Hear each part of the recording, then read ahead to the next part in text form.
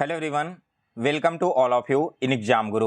दोस्तों, इस वीडियो में मैं आपको बीपीएससी शिक्षक भर्ती 2023 एग्जाम के लिए प्रैक्टिस सेट का एक कंप्लीट सेशन लेने वाला हूं। इससे पहले मैंने सामान्य अध्ययन का एक और प्रैक्टिस सेट अपलोड कर रखा है। अगर आपने मेरा पहला वाला वीडियो नहीं देखा है तो चैनल के प्लेलिस्ट में जाकर आप उसे देख सकते हो। आज दोस्तों आप सभी का मॉक टेस्ट नंबर 2 है और इस मॉक टेस्ट में मैं आपको जीके एंड साइंस से रिलेटेड 50 इंपॉर्टेंट क्वेश्चंस का सॉल्यूशन करवाने वाला हूं। ये सारे के सारे सेलेक्टेड क्वेश्चंस हैं और बिल्कुल बीपीएससी के एग्जाम पैटर्न को ध्यान में रखते हुए बनाया गया है। सो गाइज, वीडियो को लास्ट तक जरूर देखें और आने वाले परीक्षा में आपको यही सारे क्वेश्चंस डायरेक्ट पूछते हुए देखने को मिलेगा। इसके साथ ही दोस्तों, अगर आप इन सारे प्रैक्टिस सेट का पीडीएफ डाउनलोड करना चाहते हैं तो पीडीएफ डाउनलोड करने का लिंक मैंने इसी वीडियो के डिस्क्रिप्शन बॉक्स में दे दिया है। वहां पर क्लिक करके आप सभी लोग टेलीग्राम चैनल को ज्वाइन कर लें और टेलीग्राम चैनल से इसका पीडीएफ डाउनलोड कर लेना। चलिए दोस्तों, अब आपका टाइम बर्बाद ना करते हुए आज का वीडियो स्टार्ट करते हैं। तो आज का पहला क्वेश्चन आप सभी के सामने स्क्रीन पे है। क्वेश्चन में कहा गया है कि इनमें से कौन सा पदार्थ तंबाकू में मौजूद होता है। ऑप्शन है मॉर्फिन, कैफीन, निकोटीन और हशीश। तो देखिए दोस्तों, जितने भी तंबाकू वाले पदार्थ होते हैं ना, उन सभी में निकोटीन पाया जाता है, यानी कि ऑप्शन सी इस क्वेश्चन का करेक्ट आंसर है। इसके अलावा दोस्तों, जो चाय होती है, चाय में भी निकोटीन पाया जाता है और इसी वजह से आप लोगों ने देखा होगा कि जो लोग रेगुलर चाय पीते हैं उन्हें एक लत लग जाती है इसकी, और बिना चाय के फिर वो लोग रह नहीं सकती। इसके बाद अगला क्वेश्चन है 52 नंबर। निम्नलिखित में से कौन सा आंख का एक विकार है। आपको बताना है कि इनमें से कौन सा एक ऐसा रोग है जो कि आंख में होता है। तो यह है दोस्तों निकट दृष्टि दोष। सी ऑप्शन इस क्वेश्चन का करेक्ट आंसर है। इसके बाद अगला क्वेश्चन 53 नंबर। निम्नलिखित में से कौन सा प्राणी आमतौर पर अपने घोंसले में अंडे नहीं देता है। देखिए दोस्तों, इनमें जितने भी जानवर हैं ना, इनमें से गौरैया, कबूतर और तोता, ये सारे के सारे पक्षी अपने ही घोंसले में अंडे देते हैं। लेकिन कोयल क्या करती है कि वह किसी दूसरे पक्षी के घोंसले में अंडे देते हैं जाकर। तो बी ऑप्शन इस क्वेश्चन का करेक्ट आंसर है। इसके बाद अगला क्वेश्चन है 54 नंबर। निम्नलिखित में से किस स्थिति में हम कमरे के ताप पर पानी उबाल सकते हैं। आपको यह बताना है दोस्तों कि जो रूम टेम्परेचर होता है वो किस स्थिति में हम पानी को बॉयल कर सकते हैं। तो यह कर सकते हैं दोस्तों निम्न दाब पर। अगर प्रेशर को काफ़ी कम कर दिया जाए ना, तो हमारा जो रूम टेम्परेचर है उसी रूम टेम्परेचर पर वाटर बॉयल होने लगेगा। इसके बाद अगला क्वेश्चन है 55 नंबर। हेलिटोसिस को आमतौर पर किस नाम से जाना जाता है। दोस्तों, हेलोटोसिस यह किसे कहते हैं, तो यह कहते हैं दोस्तों सांस की दुर्गंध को। दैट मीन्स कि डी ऑप्शन इस क्वेश्चन का करेक्ट आंसर है। इसके बाद अगला क्वेश्चन है 56 नंबर। दो सतहों की अनियमितता को क्या कहते हैं जो स्थैतिक घर्षण का कारण बनती है। तो दोस्तों, इसे हम बोलते हैं इंटरलॉकिंग। इंटरलॉकिंग का मतलब क्या होता है, जब यहाँ पर कि दो सतह आपस में इंटरलॉक हो जाती हो तो इसे बोलते हैं हम इंटरलॉकिंग, और यहाँ पर आपका स्टैटिक फ्रिक्शन बनता है। ठीक है। इसके बाद अगला क्वेश्चन 57 नंबर। निम्नलिखित में से कौन सा अधातु ऊष्मा एवं विद्युत का सुचालक होता है। देखिए दोस्तों, आपको बताना है कि एक ऐसा नन मेटल जो कि आपका हीट और इलेक्ट्रिसिटी दोनों का सुचालक हो। तो यह है दोस्तों आपका ग्रेफाइट। सी ऑप्शन इस क्वेश्चन का करेक्ट आंसर है। ग्रेफाइट क्या है, एक अधातु है लेकिन इससे ऊष्मा भी प्रवाहित हो सकती है और ग्रेफाइट के थ्रू बिजली भी प्रवाहित होता है। इसके बाद अगला क्वेश्चन 58 नंबर है। निम्नलिखित में से किस गैस का ऊर्जा मान सबसे अधिक होता है। किस गैस का कैलोरी मान सबसे ज़्यादा होता है दोस्तों, तो यह होता है आपका हाइड्रोजन का। बी ऑप्शन इस क्वेश्चन का करेक्ट आंसर है। इसके बाद अगला क्वेश्चन है 59 नंबर। कुत्ते के काटने से कौन सी बीमारी होती है। दोस्तों, कुत्ते के काटने से जो बीमारी होती है इसे हम बोलते हैं रेबीज। बी ऑप्शन इस क्वेश्चन का करेक्ट आंसर है। जबकि दोस्तों स्कर्वी रोग किस विटामिन की कमी से होता है, तो स्कर्वी रोग होता है दोस्तों विटामिन सी की कमी हो जाने के कारण से। इसके बाद अगला क्वेश्चन है 60 नंबर। आकाश नीला क्यों दिखाई देता है। दोस्तों, आकाश आप सभी को नीला दिखाई देता है, इसके पीछे का रीजन है कि श्वेत प्रकाश में नीले रंग की तरंगदैर्घ्य अपेक्षाकृत निम्न होती है। जो वेवलेंथ है ना ब्लू कलर का, वो सबसे कम होता है, इसी वजह से हमें आकाश नीला दिखाई पड़ता है। इसके बाद अगला क्वेश्चन है 61 नंबर। ऊर्जा के पारंपरिक स्रोत का दूसरा नाम क्या है। दोस्तों, आपको बताना है कि ऊर्जा का जो पारंपरिक स्रोत है, यानी कि जो ट्रेडिशनल सोर्स है, उसका दूसरा नाम क्या है। तो इसका दूसरा नाम है दोस्तों ऊर्जा के गैर नवीकरणीय स्रोत। ये ऑप्शन इस क्वेश्चन का करेक्ट आंसर है। इसके बाद अगला क्वेश्चन है 62 नंबर, इनमें से किस विटामिन की कमी से स्कर्वी रोग होता है? अभी मैंने आपको ऊपर वाले क्वेश्चन में ही बताया था ना, विटामिन सी की कमी से कौन सा रोग होता है? स्कर्वी रोग। तो इस क्वेश्चन का ऑप्शन नंबर है सी, बिल्कुल करेक्ट। इसके बाद अगला क्वेश्चन है 63 नंबर, काली खांसी को डैश भी कहा जाता है। आपको बताना है कि काली खांसी को हम और किस नाम से जानते हैं। तो इसे जाना जाता है दोस्तों पेट्रोसिस के नाम से, यानी कि डी ऑप्शन इस क्वेश्चन का करेक्ट आंसर है। इसके बाद अगला क्वेश्चन है 64 नंबर, मशरूम क्या है? देखिए दोस्तों, जो मशरूम होता है ना, यह एक प्रकार का कवक है, यानी कि ऑप्शन नंबर ए इस क्वेश्चन का करेक्ट आंसर है। इसके बाद अगला क्वेश्चन है 65 नंबर, एक मृत मानव शरीर के विच्छेदन और अध्ययन के लिए चिकित्सीय कानूनी नाम क्या है? आपने देखा होगा कि जो मेडिकल फील्ड में जो स्टूडेंट होते हैं वो डेड बॉडी के साथ में क्या करते हैं? अध्ययन करते हैं और उसका पोस्टमार्टम करते हैं। तो इसे क्या कहा जाता है दोस्तों? इसे कहा जाता है ऑटोप्सी। सी ऑप्शन इस क्वेश्चन का करेक्ट आंसर है। ऑटोप्सी में होता क्या है कि जो बॉडी पार्ट्स होते हैं ना डेड पर्सन के, उसे चीर करके उसके हर एक पार्ट को मॉनिटर किया जाता है, कौन कौन से पार्ट इसके सही से फंक्शन कर रहे थे, कौन नहीं कर रहे थे, किस वजह से डेथ हुई, ये सारी चीज़ें इसमें पता की जाती है। इसके बाद अगला क्वेश्चन देखते हैं। तो नेक्स्ट है हमारा क्वेश्चन नंबर 66। 66 क्वेश्चन देखिए क्या कह रहा है कि भोजन में डैश की उपस्थिति का परीक्षण करने के लिए आयोडीन का उपयोग किया जाता है। देखिए दोस्तों, किसी भोजन में जो स्टार्च की उपस्थिति है या फिर नहीं है, इसका परीक्षण करने के लिए हम आयोडीन का यूज करते हैं। अगला क्वेश्चन 67 नंबर, ध्वनि तरंगों के परावर्तन द्वारा उत्पन्न ध्वनि की पुनरावृत्ति क्या कहलाती है? देखिए, जो ध्वनि तरंग होते हैं ना, इसके परावर्तन द्वारा जो उत्पन्न ध्वनि होती है और अगर ये फिर से रिपीट हो रही हो तो इस रिपीटेशन को हम नाम देते हैं प्रतिध्वनि, यानी कि इसे इंग्लिश में कहा जाता है दोस्तों इको। कहने का मतलब क्या है पूरे क्वेश्चन का? जब आप बोलते होगे ना किसी क्लोज्ड रूम में तो आपकी आवाज़ गूंजती है, इसका मतलब क्या होता है कि वो रिफ्लेक्ट करता है, रिपीट होता है, तो इसी रिपीटेशन को कहा जाता है प्रतिध्वनि। इसके बाद अगला क्वेश्चन है 68 नंबर, जानवरों के उनके पर्यावरण के साथ संबंधों के अध्ययन को क्या कहते हैं? देखिए, जानवर और उनके पर्यावरण के संबंध के अध्ययन को कहा जाता है दोस्तों इकोलॉजी, यानी कि बी ऑप्शन इस क्वेश्चन का करेक्ट आंसर है। इसके बाद अगला क्वेश्चन है 69 नंबर, इनमें से कौन सा हार्मोन मानव रक्त में शर्करा की मात्रा को नियंत्रित करता है? आपको बताना है हार्मोन का नाम जो कि मानव रक्त में ग्लूकोज की मात्रा को नियंत्रित कर रहा हो। तो यह कौन करता है दोस्तों? यह करने का काम करता है इंसुलिन। दैट मीन्स कि बी ऑप्शन इस क्वेश्चन का करेक्ट आंसर है। यहाँ पर एक्चुअली में दोस्तों ग्लूकोज नहीं, शुगर होना चाहिए। शुगर की मात्रा को नियंत्रित करने का काम इंसुलिन करता है। इसके बाद अगला क्वेश्चन 70 नंबर है, इनमें से किस में ऑप्टिकल लेंस नहीं लगा होता है? देखिए दोस्तों, इनमें से जो स्टेथोस्कोप है ना, इसमें किसी भी प्रकार का लेंस नहीं लगा होता है, जबकि पेरिस्कोप, माइक्रोस्कोप और टेलीस्कोप, इन तीनों में ऑप्टिकल लेंस का यूज किया जाता है दूर की वस्तुओं को देखने के लिए। इसके अलावा 71 नंबर क्वेश्चन है, निम्नलिखित में से किस में खाद्य फाइबर प्रचुर मात्रा में पाया जाता है? किस खाद्य पदार्थ में आपको बताना है कि जो फाइबर है वो प्रचुर मात्रा में पाया जाएगा? तो यह पाया जाएगा दोस्तों सेब में। ऑप्शन नंबर ए इस क्वेश्चन का करेक्ट आंसर है। इसका अगला क्वेश्चन है 72 नंबर, रक्त के तरल भाग को क्या कहा जाता है? देखिए दोस्तों, जो ब्लड होता है ना, इसके तरल भाग को हम कहते हैं प्लाज्मा। ऑप्शन नंबर ए इस क्वेश्चन का करेक्ट आंसर है। इसके बाद अगला क्वेश्चन है 73 नंबर, कौन सा पोषक तत्व भंजन के पश्चात अधिकतम ऊर्जा प्रदान करता है? तो देखिए दोस्तों, इनमें से जो वसा है ना, यानी कि फैट, ये आपका पचने के बाद सबसे ज़्यादा ऊर्जा प्रदान करता है, यानी कि एनर्जी रिलीज करता है। इसके बाद अगला क्वेश्चन है 74 नंबर, निम्नलिखित में से कौन सा हर्ट्ज के बराबर है? आपको बताना है हर्ट्ज के बराबर इनमें से कौन होगा। तो यह हो जाएगा दोस्तों प्रति सेकंड, यानी कि डी ऑप्शन इस क्वेश्चन का करेक्ट आंसर है।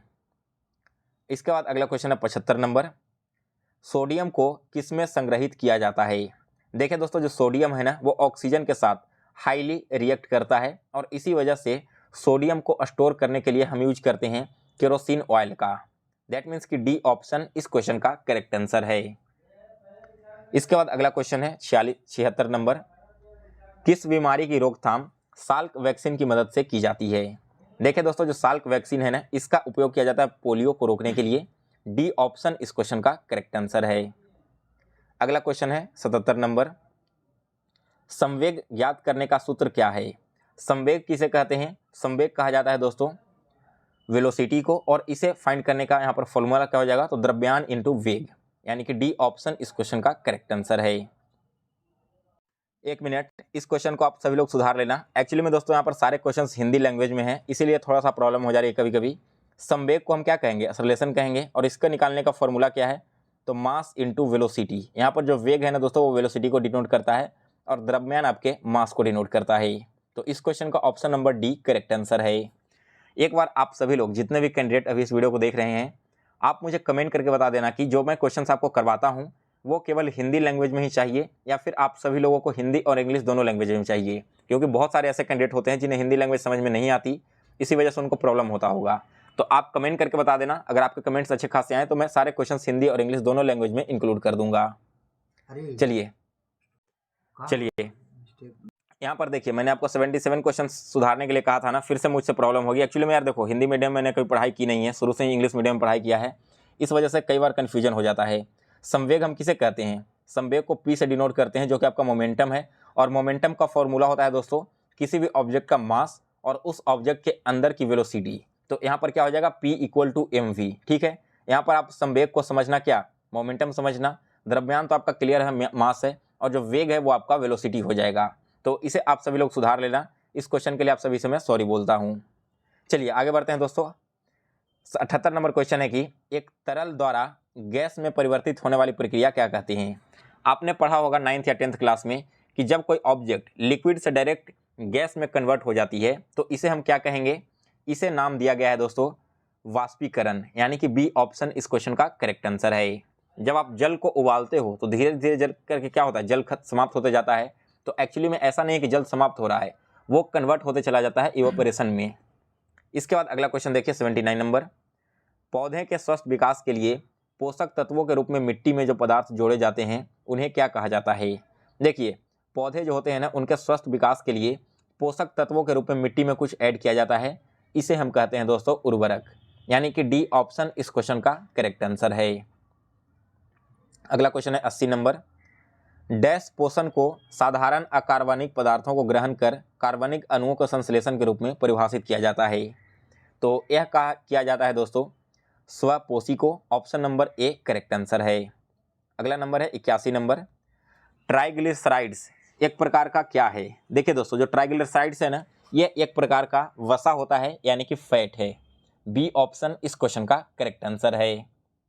अगला क्वेश्चन है 82 नंबर। निम्नलिखित में से कौन सा ऊर्जा का एक पारंपरिक स्रोत है। देखिए दोस्तों, ऊर्जा का पारंपरिक स्रोत की बात की जाए तो यह आपका हो जाएगा कोयला, ऑप्शन नंबर ए इस क्वेश्चन का करेक्ट आंसर है। इसके बाद अगला क्वेश्चन है 83 नंबर। पानी में क्लोरीन की गोलियां या फिर किसे मिला करके क्लोरीनीकरण किया जाता है। तो देखिए दोस्तों, पानी को साफ करने के लिए या तो हम इसमें क्लोरीन की गोलियां मिलाते हैं, या फिर इसकी जगह यूज करते हैं ब्लीचिंग पाउडर का। तो बी ऑप्शन इस क्वेश्चन का करेक्ट आंसर है। इसके बाद अगला क्वेश्चन है 84 नंबर। निम्नलिखित में से किसमें द्विबीजपत्री बीज होते हैं। यहाँ पर आपको बताना है कि द्विबीजपत्री बीज किसमें पाए जाते हैं। तो यह हो जाता है दोस्तों आपका किसमें, गुलाब में। डी ऑप्शन इस क्वेश्चन का करेक्ट आंसर है। द्विबीजपत्री कहने का मतलब क्या है दोस्तों कि जो डाइकोट सीड्स होते हैं, डाइकोट सीड्स जो होते हैं ना, वो किसमें पाए जाते हैं, तो यह केवल और केवल पाया जाता है गुलाब के बीज में। इसके बाद अगला क्वेश्चन है 85 नंबर। निम्नलिखित में से किस रसायन का उपयोग सूक्ष्मजीवों के विकास की रोकथाम के लिए परिरक्षक के रूप में नहीं किया जाता। तो इस क्वेश्चन का राइट आंसर हो जाएगा दोस्तों सोडियम हाइड्रोजन कार्बोनेट, जबकि इसके अलावा बेंजोइक एसिड, सोडियम बेंजोएट और सोडियम मेटाबाइसल्फेट का यूज हम करते हैं सूक्ष्मजीवों के विकास की रोकथाम के लिए। इसके बाद अगला क्वेश्चन है 86 नंबर। एजी टेंसले ने 1935 में किसकी अवधारणा प्रस्तुत की थी। दोस्तों, एजी टेंसले के द्वारा 1935 में पारिस्थितिकी तंत्र के अवधारणा की प्रस्तुति की गई थी। इसके बाद अगला क्वेश्चन 87 नंबर है। निम्नलिखित में से कौन सा एक कोशिकीय जीव नहीं है। आपको बताना है कि इनमें से कौन एक कोशिकीय यानी कि यूनिसेलुलर जीव नहीं है। तो देखिए दोस्तों, यूनिसेलुलर जीव इनमें से कौन कौन है, बैक्टीरिया, प्रोटोजोन्स और शैवाल, यानी कि आप बता सकते हो कि यहाँ पर जो ऑप्शन नंबर ए है ना पादप, वो आपका मल्टी सेलुलर जीव आता है, यूनिसेलुलर नहीं है। इसके बाद अगला क्वेश्चन है 88 नंबर। निम्न में से कौन सा जड़ नहीं है। तो देखिए दोस्तों, ऑप्शंस आपके सामने चार चार हैं। इनमें से जो मूली है, शकरकंदी है और टोपियोको है, ये तीनों के तीनों मिट्टी के अंदर पाए जाते हैं, यहाँ पर इसके जड़ में पाए जाते हैं। लेकिन आलू वो आपका मिट्टी में तो पाया जाता है, लेकिन इसके जड़ में नहीं पाया जाता दोस्तों, इसका बंच होता है फलों का, और ये क्या होता है, स्टेम में पाए जाते हैं। तो डी ऑप्शन इस क्वेश्चन का करेक्ट आंसर है। इसके बाद आगे बढ़ते हैं अगले क्वेश्चन की ओर। तो 89 नंबर क्वेश्चन है कि निम्नलिखित में से कौन सा परजीवी पौधा है। परजीवी पौधा इनमें से कौन सा है दोस्तों, यह है आपका अमरबेल। परजीवी पौधा कहने का मतलब है दोस्तों कि वैसे पौधे जो अपना भोजन स्वयं नहीं बनाते हैं। आपने देखा होगा गांव वगैरह में कि जो अमरबेल का लता होता है वो बड़े बड़े पेड़ों पर चढ़ जाएगा और फिर उसके बाद होता क्या है कि उस पूरे पेड़ को ही सूखा डालता है। तो ऐसा इसीलिए होता है क्योंकि अमरबेल खुद का तो भोजन बनाता नहीं, ऊपर से अगर किसी पेड़ के ऊपर में चढ़ गया तो उसके बनाए हुए सारे भोजन को भी वो क्या करेगा, अवशोषित कर लेता है। इसी वजह से जब भी आप देखो अमरबेल वगैरह कहीं चढ़ा हुआ है फलदार वृक्ष पर, तो आप उसे कोशिश करो काट देने की। इसके बाद अगला क्वेश्चन है 90 नंबर, पत्ती में सिराओं एवं छोटी सिराओं की व्यवस्था का नाम क्या है। देखिए दोस्तों, पत्ती में जो सिराएं होती है ना, वेन्स बने होते हैं, जैसे मैं आपको डायग्राम के थ्रू समझा देता हूँ। इस प्रकार का एक लीफ है और इसमें आपने देखा होगा इस प्रकार के छोटे छोटे वेन्स होते हैं, और एक आपका बीच में वेन्स होता है बड़ा सा। तो इन जो वेन्स होते हैं ना, इनकी व्यवस्था को हम क्या नाम देते हैं, इसे नाम देता है दोस्तों सीरा विन्यास, यानी कि बी ऑप्शन करेक्ट आंसर है। अगला क्वेश्चन है 91 नंबर, बौद्ध, हिंदू एवं जैन शैलकृत गुहाएं एक साथ कहाँ में विद्यमान है। तो ये सारी की सारी विद्यमान है दोस्तों एलोरा की गुफाएं में। बी ऑप्शन इस क्वेश्चन का करेक्ट आंसर है। 92 नंबर क्वेश्चन है कि शाहजहां के शासन काल में कौन सा विदेशी यात्री भारत आया था।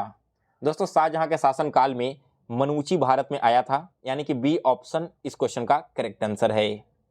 93 नंबर क्वेश्चन है कि शिवाजी ने मुगलों को अपना 3/4 राज्य किस संधि के द्वारा दिया था। देखिए दोस्तों, शिवाजी ने मुगलों के साथ संधि किया था, जिसके तहत उन्होंने पुरंदर का जो अपना जमीन था ना, उसका 3/4 राज्य दे दिया था मुगल को। इसके बाद अगला क्वेश्चन, इसके बाद देखिए अगला क्वेश्चन है 94 नंबर, प्रारंभिक हड़प्पा स्थलों में एक ही खेत में साथ साथ 2 फसलों के उगाने का साक्ष्य प्राप्त होता है, यह आपको किस एरिया में देखने को मिला है। तो हड़प्पा के जो कालीबंगा क्षेत्र है ना दोस्तों, वहां पर आपको यह देखने को मिलेगा कि एक ही खेत में 2 अलग अलग फसलों को एक साथ उगाया जाता था। नेक्स्ट है क्वेश्चन नंबर 95, किसके अनुसार मौर्यों के शासन काल में जहाज रानी पर राज्य का एकाधिकार था। देखिए दोस्तों, जब मौर्य का शासन काल चल रहा था तो जहाज रानी पर किस राज्य का एक अधिकार था, यह था दोस्तों आपका कौटिल्य राज्य का, यानी कि बी ऑप्शन इस क्वेश्चन का करेक्ट आंसर है। अगला क्वेश्चन है 96 नंबर, किस प्रणाली में व्यवस्थापिका का राष्ट्रपति से पृथक एवं स्वतंत्र अस्तित्व होता है। देखिए दोस्तों, यहाँ पर इस क्वेश्चन का राइट आंसर है ऑप्शन नंबर बी। जो अध्यात्मक प्रणाली होती है ना, वहां पर राष्ट्रपति से पृथक एवं स्वतंत्र अस्तित्व होता है व्यवस्थापिका का।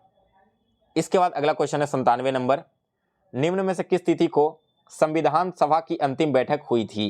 दोस्तों, जो संविधान सभा था इसकी अंतिम बैठक हुई थी जाकर के 24 जनवरी 1950 को। डी ऑप्शन इस क्वेश्चन का करेक्ट आंसर है।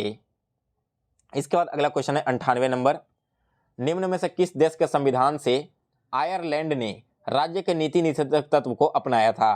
तो यह अपनाया गया है दोस्तों कहां से, स्पेन के संविधान से।